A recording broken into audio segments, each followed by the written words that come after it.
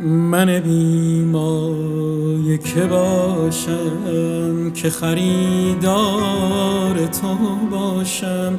حیف باشد که تو یار من و من یار تو باشم. من یار تو باشم. خویشتن بر تو نبندم که من از خود نپسندم، که تو هرگز گل من باشی و من خار تو باشم. من چه شایسته یارم که تو را خوانم و دانم، مگرم هم تو ببخشی که سزاوار تو باشم. من چه شایسته یارم که تو را خوانم و دانم، مگرم هم تو ببخشی که سزاوار تو باشم.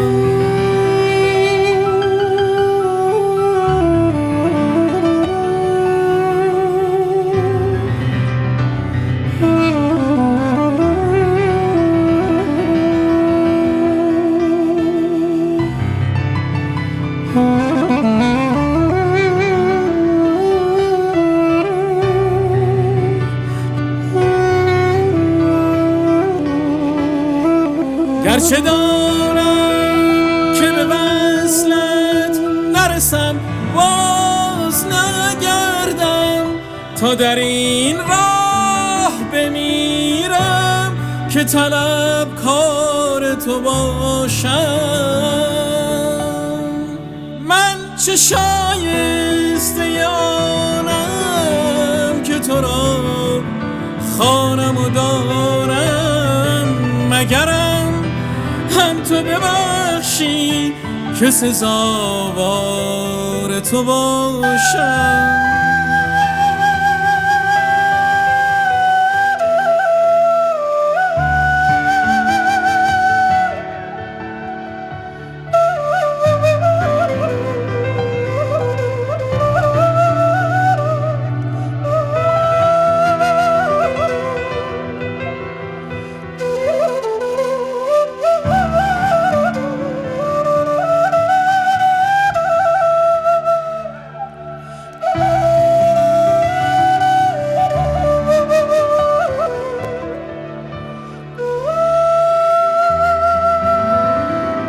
نه در این عالم دنیا که در آن عالم عقبی همچنان بر سر آنم که وفادار تو باشم. گرچه دانم که به وصلت نرسم، باز نگردم تا در این راه بمیرم که طلبکار تو باشم.